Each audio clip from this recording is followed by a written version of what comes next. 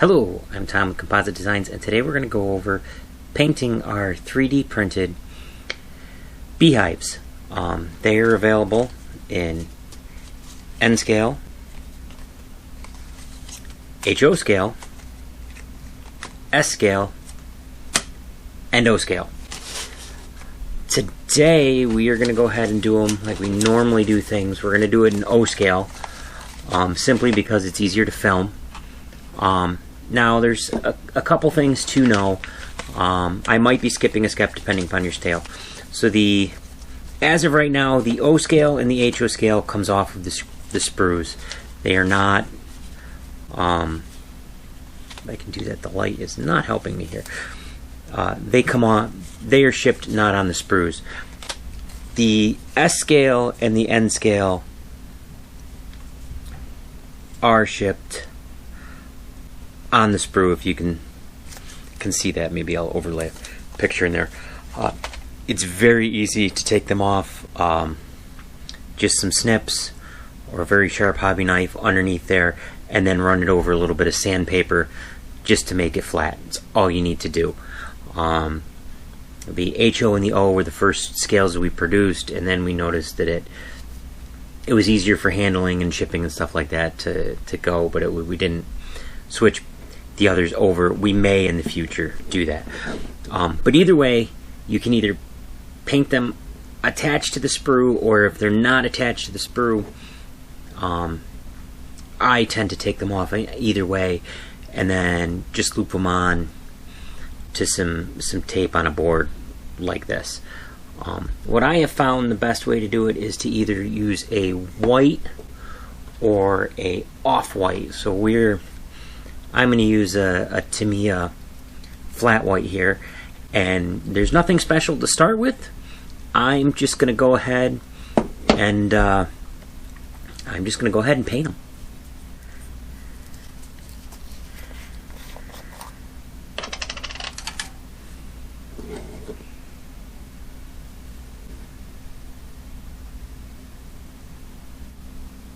So I've gone ahead and given 3 good coats of paint on here. The number of coats you need will vary upon the paint you use and the color you use. I think that's what this one is going to require. It's better to give thin coats, a bunch of thin coats, than it is to go thick, because you'll get rid of the detail, which we're going to try and bring out here in our next step here in a minute.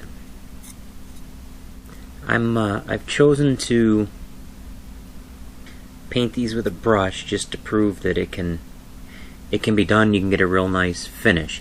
You could also airbrush these or spray these, and you could get a real nice finish also, and it might even be a little easier and might even give a little bit better finish. But I want to show that you don't need to, and that's and still get a real nice finish and get a real nice detail. And that's one of the things that I'm trying to prove and trying to show with this.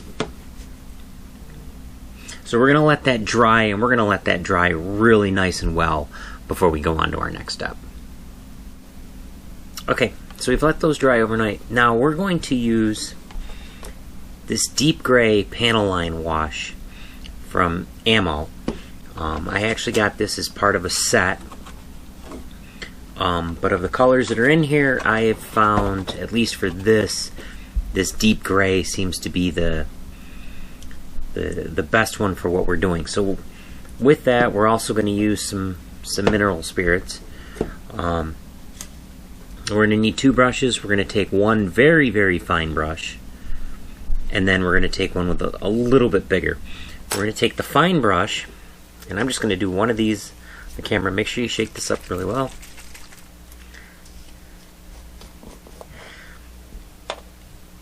And the goal of this is to have it run down the lines, but we're going to use a little bit different than normal.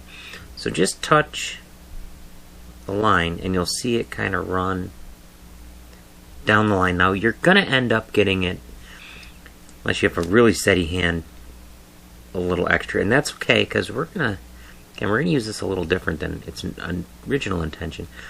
Also make sure you touch the area where the bees would normally come in and out. Now you can see this is super thin, and when I put it over here, it actually, in this case, jumped around and got halfway across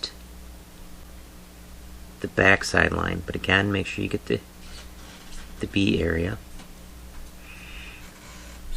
And I'm not being as super careful with this as I would if I was doing like a, if I was using this the way I normally would, or to actually highlight panel lines on, say, like a military model. But you'll see in a minute why. With that being said, I don't recommend just slapping it on, but try and be a little careful with it. Then what I'm going to do is I'm going to take a little bit of this bigger brush, put a little bit of the mineral spirits on it, and then just wipe it across the whole thing. And it will move it around, but it kind of gives a bit of a, it leaves some of it in, and it takes the rest and kind of just gives it a wash. Now, my feeling is you probably could do the same thing. I haven't tried it because I've had these at access to these, but I feel like you could do the same thing with any type of dye, watered down, like India ink wash or something like that. I'm not sure you'd want to use a black. You might want to use a little bit more of a brown or something like that.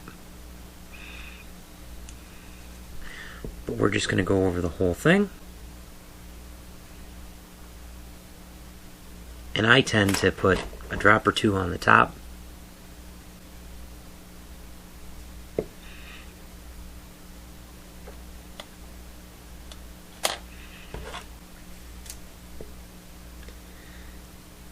And just kind of pull it around a bit.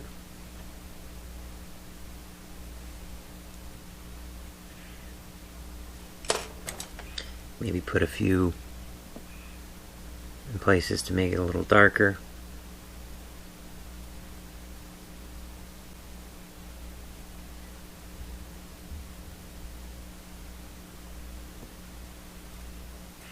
Just kind of play with it a bit, because you don't want it too even.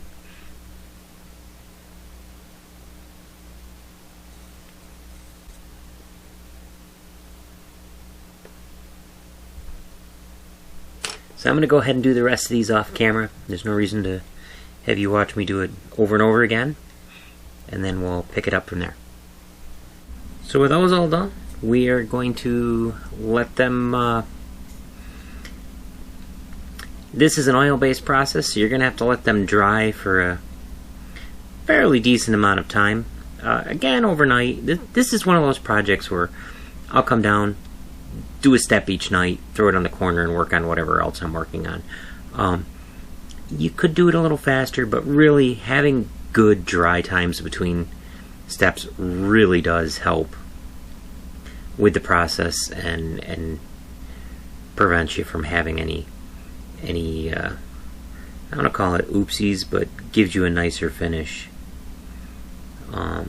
Because you've moved around the stuff a little, make sure you don't have any drip marks, or not even really a drip mark. You'll see it just like a mark where you only ran the brush so far and it left a mark. The beauty of it being an oil based is you have some time to fix anything. It's not an instant dry thing. And we're just going to set that aside and let that dry. Okay, so we've let those dry, and now what we're going to do is we're going to take some artist pastels. You can also probably use a pan pastel, but we're going to use these. They're a little more forgiving for your first time. So I use these. Probably going to use about 3 or 4 different colors out of this set. A couple different brushes, and then an important thing is we don't want to go too heavy, so I always have a paper towel here, and I'm going to use that to get the extra off, because I want to go real light. You can always add more. You can wash them to take it off, so I don't want you to think that it's an all or nothing, but it's easier to add more slowly than it is to have to take it off. That's all. So what I like to do is I like to start with a real, let me put this so you can see it better. I'm going to move this a bit here. Okay. So I like to start with like a light tan. And I cheat here, I just run back and forth a little bit to break it up. Kind of get it just a little on there. And I'm going to go around the bottom. I don't want a lot, I just want a little. And what we're trying to simulate here is more or less what's going to, in the end, it's not going to look right now. That's okay. Is it kind of, these not necessarily sit on the ground, but they sit, you know, this is the closer part to the ground, and anything, you know, they're outside 24/7. Rain goes on them and everything, so they get dirty. So then what I do is I take a darker brown. Not, you know, this is black. This particular set goes from light to dark, so I don't want all the way dark, but I want something like this towards the darker side. Don't want a lot on the brush, just a little. And then I'm going to go over that same spot. And let it kind of fade out as you go up. All the way around the bottom.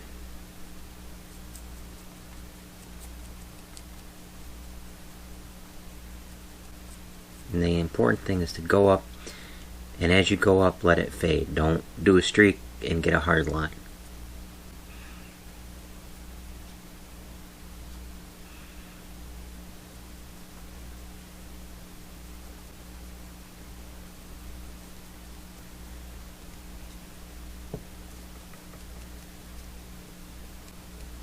The other thing I like to do is take this brown with just a little and just kind of highlight the corner.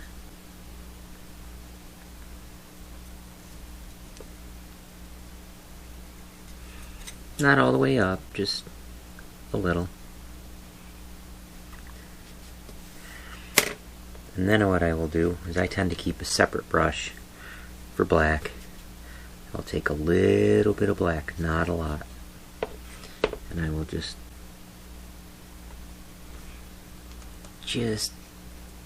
dab a little on the front, right down. So down in real life, down here is where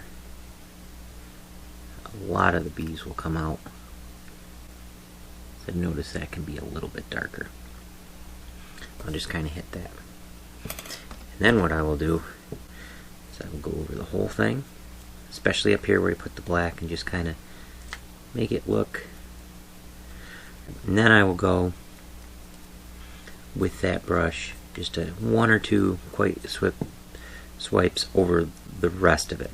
I'm not looking to change the color too much. I just want to kind of blend it all together. That's all I'm trying to do. Take maybe a little bit darker brown and hit the top. Don't want too much. That could overdo it.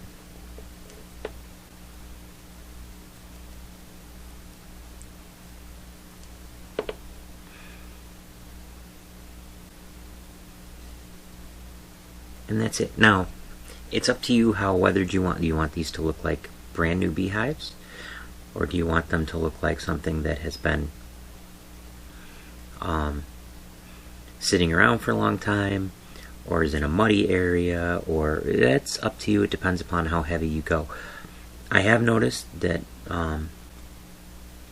if you have a paint job that isn't the best because you've brush painted it for, say, spraying it or something like that, going a little heavier weathering will really bring out the detail and hide any brush strokes. So that can be a little bit of a crutch for you.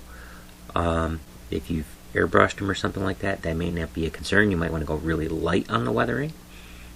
Some people have painted them because in real life you'll see different colors for them. If you really want to, you can do that. But just have fun with it. So I'm going to go ahead and do the rest of these off camera, but it's basically going to be the same technique. You can vary the colors a bit. Maybe you want to jump down a shade. I really wouldn't do the yellow, but like jump down a shade in the tan, jump up in the dark. The colors themselves aren't exact. I think you just want like a lighter tan, some sort of medium type brown, and just a little bit of that black or real dark brown in the front to highlight that. And there we go. That is all of them. So yeah, you can do more weathering, less weathering, but that fairly quickly you can have a decent looking finish, and especially since these probably won't be the highlight of a scene. I mean, they definitely could be, but that would be a quick way to throw them out in like a farm scene or something like that, because that's where a lot of these would be, out in a field, a farm scene, orchard, anything like that. I mean, it's not limited to that, but that's where you'd see a lot of them. So the people have them in their backyards too, because they're amateur honey, they're amateur beekeepers. But yeah, that's it. So I did it in O scale just because it was a little bit easier to film, but it can definitely be done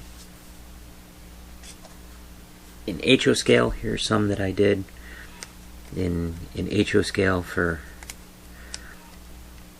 my own layout, using the exact same technique, just smaller. So go ahead and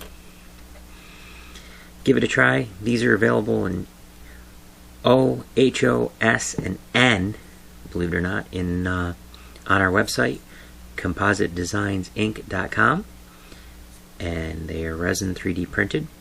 And I hope you learned something, and feel free to like and subscribe. We'll be doing some more of this type of stuff, but again, I hope you learned something, and we will see you next time.